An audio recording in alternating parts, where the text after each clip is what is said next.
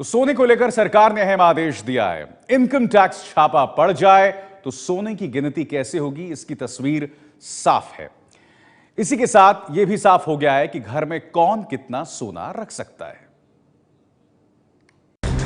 8 नवंबर को 500 और 1000 के नोट बंद होते ही कहीं आप भी किसी ज्वेलर की दुकान पर तो नहीं गए थे? कहीं आपने भी तो बिना पैन के औने पौने भाव पर सोना नहीं खरीदा था? कहीं आपने भी तो काले धन से सोने की शॉपिंग नहीं की थी? हम ऐसा इसलिए पूछ रहे हैं क्योंकि मुंबई की एक सेलिब्रिटी ने ऐसा ही किया था। 11 नवंबर को black money to pink money show में हमने दिखाया था कि मुंबई की एक सेलिब्रिटी ने काले धन को खपाने के लिए झवेरी बाजार से आनन फानन में 52 लाख का सोना खरीदा था। 52 लाख रुपए, 1 किलो सोने की कीमत है 32 लाख रुपया, लेकिन 52 लाख रुपए में 1 किलो सोना खरीद के आपने कैश पेमेंट 500 और 1000 के देके लेके गए।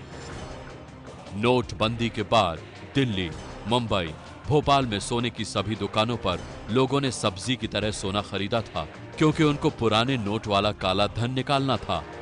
गहनों की दुकान में देर रात शटर गिराकर हुई खरीदारी की भनक इनकम टैक्स को लग गई और कई ज्वेलर छापे का शिकार हो गए। तभी से सरकार इस उधेड़बुन में थी कि काले धन को सोने में बदलने वाले शातिरों से कैसे निपटें। सोने को लेकर वित्त मंत्रालय में आज लिए गए फैसलों को सोने के ऐसे ही शातिरों पर सर्जिकल स्ट्राइक समझिए।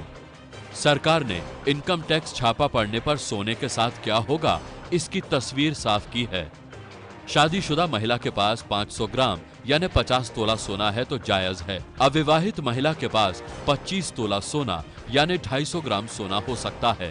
पुरुष 100 ग्राम सोना रख सकते हैं। लेकिन छापे में इससे ज्यादा सोना मिला तो आपको डरना चाहिए। इससे ज्यादा सोना मिला तो या तो सबूत देना होगा या रसीद दिखानी होगी, वरना सोना जब्त हो जाएगा। जिसके पास जायज मात्रा में जायज सोना है उनको डरने की कोई जरूरत नहीं है। ये 2 नवंबर 8 तारीख के बाद आप जाके कोई खरीद करे 1 किलो 2 किलो ऐसा करके हम डिक्लेयर करेंगे, ये कहेंगे हमारा पुराना है, तो आपको एक्सप्लेन करना पड़ेगा ये कहां से आया। अब सोचिए, मिडिल क्लास के पास इससे ज्यादा सोना कहां से आएगा? जब इससे ज्यादा नहीं है तो फिर डरना क्या? जिन लोगों ने आमदनी के मुताबिक सरकार को जानकारी देकर सोना खरीदा है उनको टैक्स नहीं देना पड़ेगा, लेकिन हाँ, सबूत देना पड़ेगा। बड़ी राहत की एक और बात यह भी है कि कानूनी तरीके से पुरखों से मिला सोना साबित करने पर भी टैक्स से छूटा रहेगा। सरकार की स्थिति साफ करने से सोने को लेकर किसी भ्रम की गुंजाइश नहीं है। जिनको डरने का कारण नहीं, वो फैसले से खुश हैं। खुश है कि सरकार ने 500 ग्राम गोल्ड का लिए अच्छा किया है और लड़कियों के लिए 250 ग्राम जो हम लोग का गोल्ड था वो अभी सेफ है। कि जब 500 ग्राम हम खुद रख सकते हैं तो जो अपना स्त्री धन है, जो हमारी सबसे वैल्यूएबल चीज रहती है स्त्रियों के लिए, वो अब हमारे काबू में, मतलब हमारे सेफ है। नोटबंदी के पास एक मैसेज भी वायरल हुआ था। 14 नवंबर को वायरल सच में हमने दिखाया था कि मैसेज में दावा किया गया कि अगर आपके पास गहने या सोने के बिस्किट हैं या किसी दूसरे रूप में सोना है तो 25 नवंबर से सोना खरीदने और रखने वालों के लिए सोने का रजिस्ट्रेशन कराना अनिवार्य होगा। 25 नवंबर से 31 दिसंबर तक रजिस्ट्रेशन अनिवार्य है। 3 लाख तक के गहने पर रजिस्ट्रेशन फ्री होगा और इससे ज्यादा के गहनों पर टैक्स लगेगा।